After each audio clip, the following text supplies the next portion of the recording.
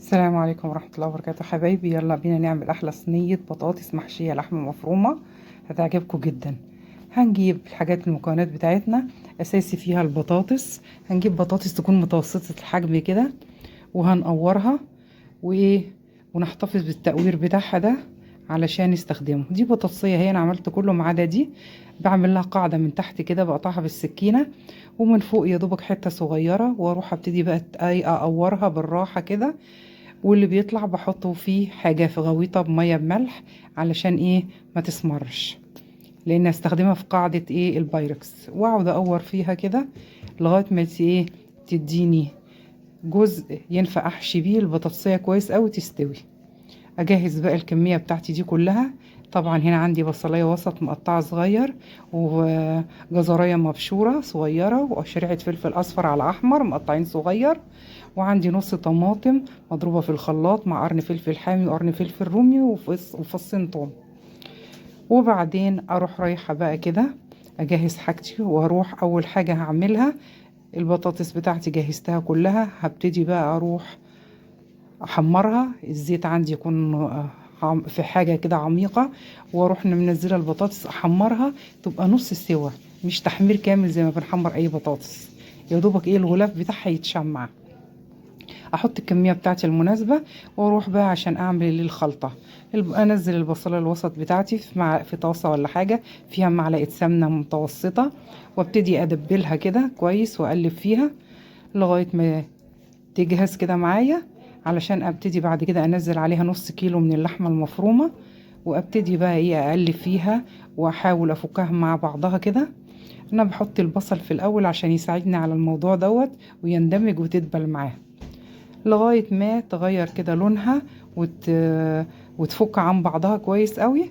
ابتدي بقى ايه انزل عليها الجزرية بتاعتي المبشورة، وانزل عليها فلفل الالوان، واقلب بقى كويس المكونات مع بعضها. الحاجات دي بتكتر لي الكمية، وبتكمل لي القيمة الغذائية بتاعتها كمان، بتخليها طعمها في منتهى الجمال. اشوحهم كده مع بعضهم واقلب كويس قوي، وبعد كده ايه تندمج المكونات مع بعضها. واديكوا شايفين مفيش اي سوائل ولا حاجه، لان النار عاليه عشان ما تنزلش الحاجه سوائلها وتبقى ايه مبلبله كده. انا عايزه الخلطه بتاعتي كويسه.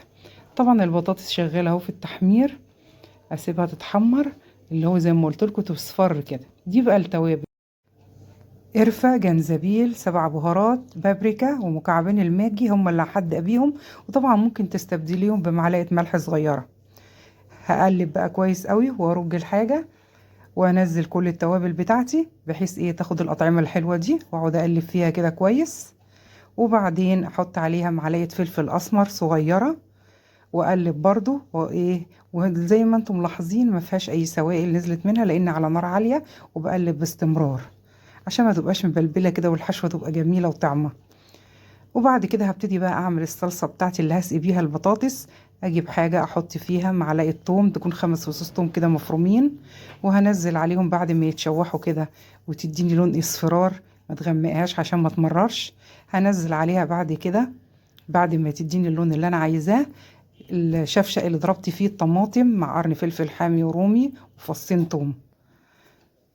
ابتدت تديني اللون الاصفر الجميل اهو، انزل عليها بقى بالطماطم واحده واحده كده عشان ما تتلسعيش، بتنزلي الحاجه بهدوء. وبعد كده اقلبها كويس قوي مع بعض، وابتدي انزل عليها المكونات بتاعتي اللي هي عباره عن فلفل اسمر وبابريكا والملح، كل حاجه معلقه صغيره، مش هكتر عن كده. ادي الفلفل الاسمر، وبعد كده معلقه البابريكا الصغيره، وبعد كده معلقه ملح صغيره. واقلب بقى المكونات بتاعتي، ادي معلقه الملح، واقلب بقى المكونات بتاعتي كويس جدا، وايه واسيبها تتسد. اول ما تديني اول غلوه كده، انا كده معليه النار، اول ما تغلي اروح موطيه عليها واسيبها تتسبك مع نفسها كده على نار هاديه. وهتبقى ايه مش ناشفه قوي، علشان هو ده العصاج اللي هحط عليه. اجيب البايركس انزل فيه الحاجات اللي كنت حطاها في ميه بملح، اللي هي الايه التقوير بتاع البطاطس، وافردها كده في ايه في قلب الطاجن، اوزعها حلو، بيبقى طعمها رائع لما بتستوي بتحبي تغمسيها. شفتوا انا حمرت البطاطس ازاي؟ اصفي بقى كويس من الزيت، مش تحمير كامل، مش حمرة زي البطاطس، لا، نص سوا كده. وبعد كده اروح جايبه بقى ايه، خلصت العصاج بتاعي، ابتدي بقى كده مفيش اي سوائل ولا حاجه نزلت منه ناشف اهو، اخده واروح بقى عند الطاجن بتاعي. مش هسيبه كده البطاطس، هحط عليها بتاع معلقتين 3 من المحتوى اللي انا عملته دوت، المكونات كلها واللحمه المفرومه، علشان يبقى طعمه حلو وطعمه بيه لما اجي اكله بالرز يبقى طعمه حلو وفيه لحمه مفرومه. وبعد كده اجيب البطاطس بتاعتي بعد ما هديت هي والعصاج، واحشيها كده بالمعلقه بالراحه واملاها عادي. دي مش رز مش هينفش، فلو عايزه تمليها للاخر عادي جدا. بملاها باللحمه المفرومه كويس جدا وعبيها حلو، واروح رايحه في الطاجن ورصاها كده ايه، واحده جنب واحده بمنتهى السهوله لغايه ما اخلص الكميه بتاعتي كلها. واحده تاني كمان اهي بالمعلقه كده بالراحه احشي لغايه ما اخلص كل البطاطس بتاعتي والكميه بتاعتي واحطها جنب اختها. نفس الحكايه، اخلص بقى كل الكميه بتاعتي دي وبعدين نشوف. ادي الكميه زي ما انتوا شايفينها، شكلها رائع في منتهى الجمال.